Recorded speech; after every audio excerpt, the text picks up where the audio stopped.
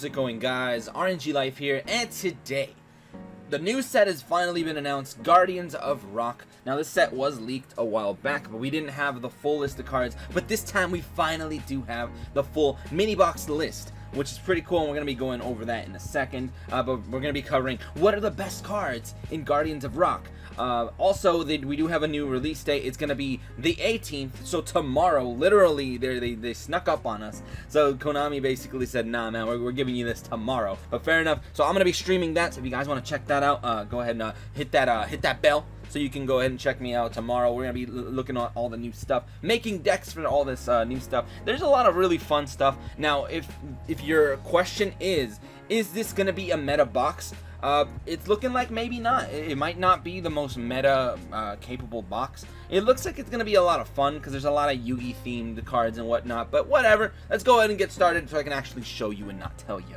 The first card we're looking at is Berserkion the Electromagna Warrior. This is the flagship monster on the box, basically showing off that we're going to be getting the Electromagnet Warriors, which is pretty cool. I mean, we already have alpha, or not alpha, we have beta in the game. He's a Yugi level up reward, so we're not getting beta in this box. So already when you play the deck, you're only going to have one copy of beta, which is a little bit unfortunate, but I guess we still got to test the deck and see how it works. But yeah, so basically you're going to be able to go into this big boss monster. You get to banish your 3 Electromagnet Warriors from your grave, hand, or field, and you could pretty much summon this big 3000 beater. So he's a little bit easier to summon than Valkyrian, but you don't have the benefit of using Delta to summon this guy, which is kind of unfortunate. So you can still go for Delta, you can still technically summon Valkyrian if you want an extra beater. I think I might try Doki Doki, because you can throw out like a Valkyrian and go for Berserkion straight from the deck, which I think would be pretty spicy, but I don't know. So this guy basically has the effect that he's able to destroy your opponent's stuff. You can destroy your opponent's cards by banishing Magnet Warriors from the grave, and that's not limited to once, so you can keep doing it over and over, so you can potentially get 3 or 4 pops on the field with one card, which is pretty nice. But it does mean you have to establish stuff. There is a lot of cards in here that lets you kind of send a whole bunch of rock monsters to the grave, so that's a pretty good thing. Interesting cheese boss monster. Next card we're looking at is Debris Dragon. Now this is a card that a lot of people have been waiting for. Debris Dragon is pretty cool. It's like a little mini Stardust, but basically this guy says when this card is normal summon, you can target one monster with 500 or less attack in the graveyard and special summon that target in attack position, but its effects are negated. So pretty much it brings out the monster from the grave, and then you're able to synchro. Akiza's thing from the grave is like level 2, so you can technically bring that out and go for a level 6 dragon. We still have to see what kind of materials you can actually go into, because this guy can only be used to go into dragons. The other material cannot be a level 4, so you kind of want to go into like level 8 signer dragons, but you're going to need multiple materials for that. But there's definitely going to be a way to cheese that out. Using Quillbolt Hedgehog might also help to make this guy pretty good. You can kind of go into Black Rose with this guy immediately, which is kind of interesting. So you can literally bring back a level 3 monster from the grave, completely sink into a Black Rose and blow up the field, which is kind of interesting. So Debris Dragon kind of giving us some options, but fair enough. That's pretty much that card. Next card is a card that a lot of people thought we would never get in the game. It's not the best Dark Magician support, but it's still really, really good Dark Magician support. It's called Magician's Navigation. Now this is a card that was a problem card when we were farming Epic Yami, because he would keep using Magician's Navigation to negate your last turn card.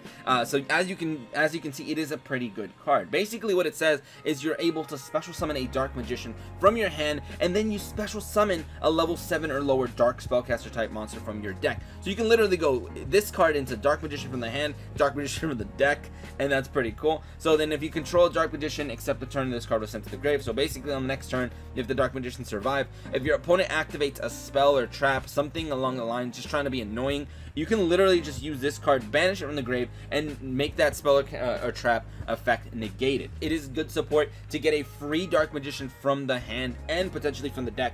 But the thing is, it doesn't have to be another Dark Magician. You can go Dark Magician and any other card, and then that other card can do a thing, which is not bad at all. You can literally go into Breaker and just start popping your opponent's back row too. So that's what makes this deck, this card, pretty cool and like a Dark Magician deck. But not bad. Magician's Navigation looking pretty good. Moving on to the SRs, we got Thought Ruler Archfiend. Be gone, Thought! So we're getting some more support for psychics, which is pretty cool. This is like their one of their official boss monsters, I believe. And this one is basically, it says when it beats up an opponent's monster or kills a monster by battle, you gain those the attack points as life points, which is not bad at all. So you get to heal up. Also, during either player's turn, when a spell or trap card is activated that targets exactly one psychic type monster and no other cards, you could pay 1,000 life points and negate the activation, and if you destroy it. So pretty cool, but it would not be able to shut down cards like Treacherous, which is unfortunate. But yeah, stuff like Econ, Canadia, stuff like that target a psychic, you can actually negate those, and that's pretty nice. So this guy looking pretty cool. I kind of want to make a deck for this guy already. But yeah, so psychics, I'm really liking the new psychics for him. I think this is gonna be a really good addition. So moving on, we got Amulet Dragon. Now this when I saw this, I was like kind of shocked. I was like, really? We're actually getting TIMAEUS finally? So basically this is the sign that we are going to be getting all of the dragons from Awaken the Dragons arc in Yu-Gi-Oh! So we're basically in that arc. I kind of hope we actually see some story development in that arc too, since we're already getting the cards. I kind of want to see some of those characters showed up, like Valen and all these other. I like Valen. He was a cool guy. He looked really cool. He's got that motorcycle and he's got his armor deck, but you're probably not going to be seeing that guy. But yeah, all the Orichalcos stuff, I kind of want to get an Orichalcos event. I think that would be really, really nice. But yeah, Amulet Dragon is here, and he is basically a fusion of Dark Magician with a dragon, which you can actually fuse without the TIMAEUS card. So that's pretty cool. So you can literally just fusion Dark Magician and a dragon and make Amulet Dragon. So you don't really need that card. But if you do want to run it in that deck, it also has the ability that if you can banish spell cards from the graves technically for your opponents and yours, and it gains 100 attack for each. And if this card is destroyed, you can target one spellcaster monster in the graveyard and special summon that target, which is not bad. So basically, when it's destroyed, it pays for itself. But you kind of hope it's not banished or something. But Amulet Dragon looking really spicy. I kind of like this card. I definitely want to make a deck for it. Moving on, there we go. We got Alpha the Electromagnet Warrior. This is one of the cards that goes into Berserkion. Like I said, we're not getting Beta. Beta is already hard limited at 1, which is unfortunate. I hope we're gonna get more of them in like future events, just randomly, like with the tour guide bingo or something along those lines. If this card is normal or special, you can add a level 8 Magna Warrior monster from your deck to your hand. You can only use this thing once per turn, blah blah blah. During your opponent's turn, you contribute this card, special summon one level 4 Magnet Warrior monster from your deck, and that's pretty nice. So what I think is pretty good about this is that it adds a level 8 Magna Warrior, so you can have Valkyrian, you can add Berserkion.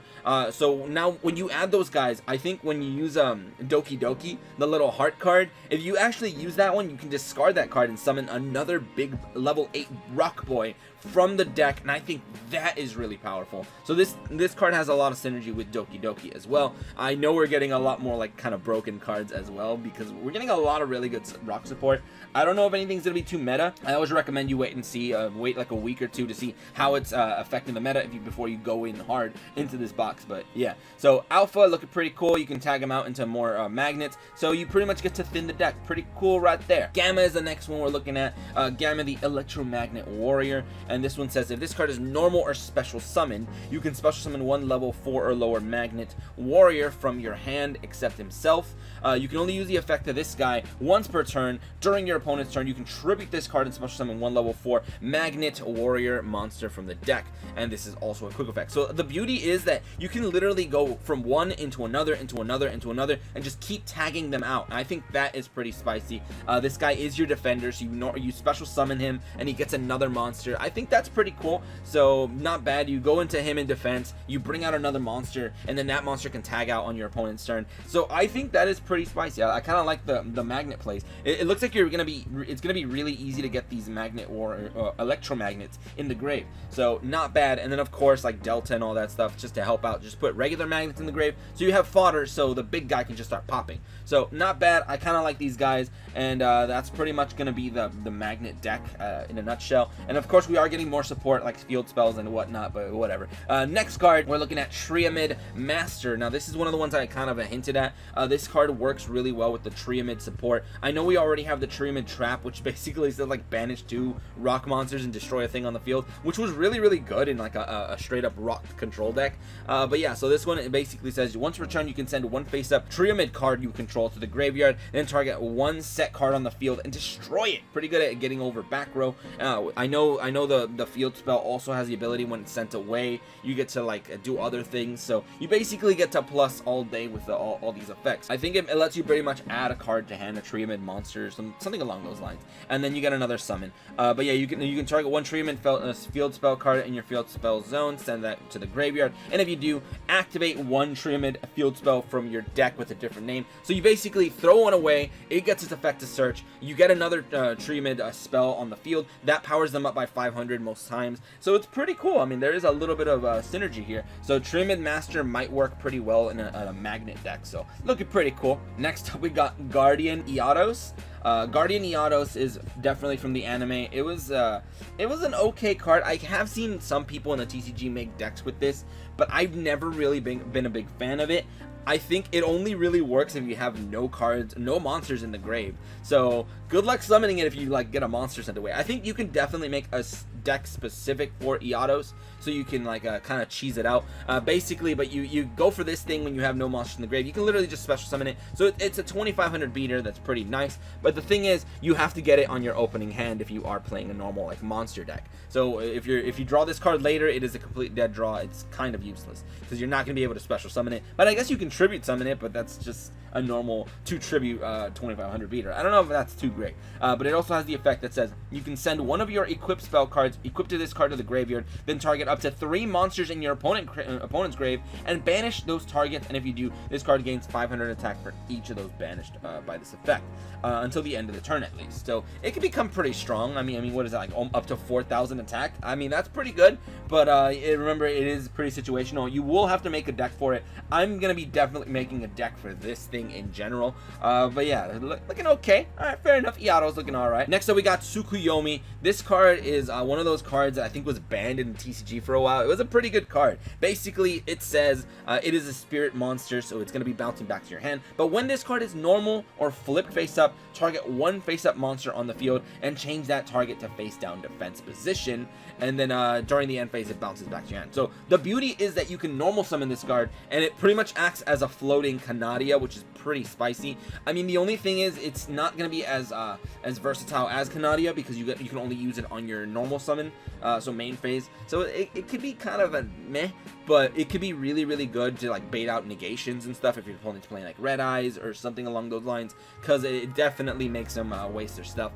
So it looks like a pretty cool card. I know some people are definitely going to make some kind of cheese decks with this. I don't remember why it was banned in the TCG. I remember there's got to be a reason for it. I just don't remember right now. But yeah, Tsukuyomi was a really, really good card on the TCG. Next up, we got Block Dragon. And this is the thing. I actually was talking to people in my Discord, and they were saying that Block Dragon is like super busted and super OP. And it looks like it is. I'm going to read the effect so you guys know what exactly this card does, and then you will be amazed. But yeah, basically it says it cannot be normal summoned or set. It must be special summoned from your hand by banishing 3 earth monsters from your hand and or grave, and cannot be special summoned by other ways. So if you're playing a full-on rock deck or earth deck, then yeah, this thing is really easy to summon. Basically just play the game a few turns, get a few rocks in the grave, and then easy 2500 3000 defense beater on the field. Not bad.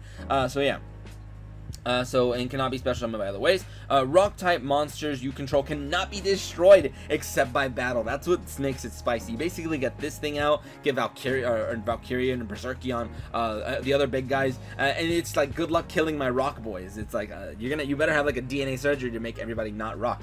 But yeah, so you basically cannot destroy them by other ways. And then a lot of these guys are just really huge. These rock boys can become like 3000 plus, maybe up to 4000 stats. So yeah, good luck killing them, especially with the new field spell that powers them all up by 500. You can literally run it in any deck that just runs earth monsters, which is really, really interesting. If this card is sent from the field to the grave, you can add up to 3 rock monsters from your deck to your hand whose total levels equal 8. You can only use this effect to block dragon once per turn. Now that is amazing. It basically says this guy is a big beater that you can summon by banishing 3 rocks.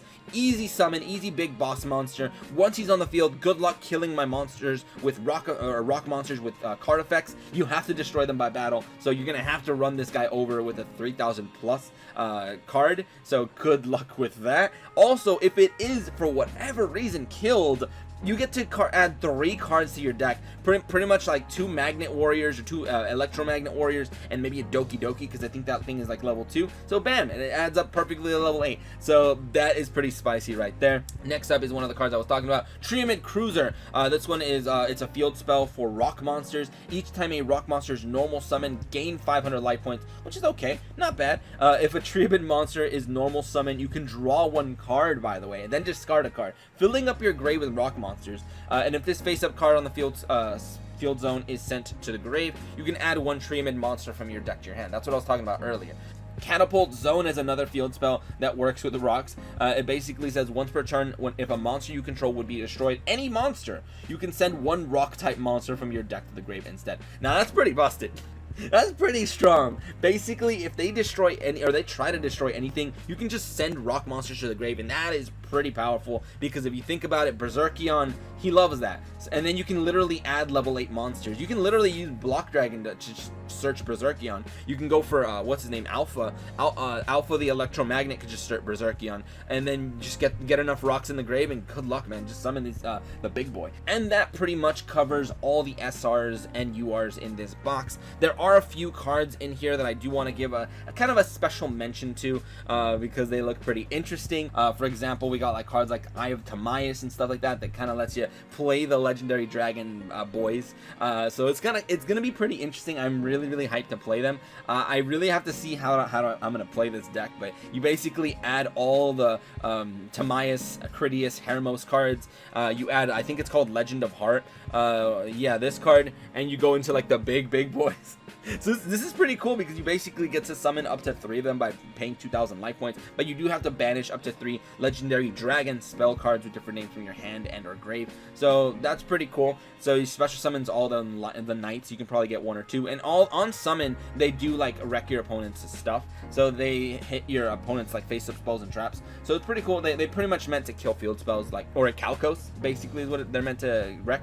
So pretty cool. They get to banish things, I believe. So not bad. And then when they are targeted for an attack, I think they get to recover a spell or whatever, a spell, trap, and monster. So they're pretty interesting. They all have interesting effects. Yeah, they all look pretty interesting. I really want to make a deck for these guys. I think Hermos is one of the weirdest ones. But whatever, that's gonna be it for today. That's just some special mentions. If I really wanted to go over all of them, I'd spend way too much time talking about them, because we're getting cards like Red Eye's Black Sword Dragon or Black Dragon Sword. So we get like more Red Eye support technically with the Claw of Hermos. So it's just a lot of weird stuff. But yeah, you can use this card and it counts as a Red Eye's card, so you might be able to revive it. So it looks really cool. You're getting like this card. We got cards like Dogu, who I've seen that can search like any card. Well, but it's a very situational thing. It's got to be destroyed by your opponent's card effect for it to happen. So if you can set it up in a way where you can get this guy destroyed by your opponent's stuff, then you can get a free search of any card, which is not bad. Any monster, I believe.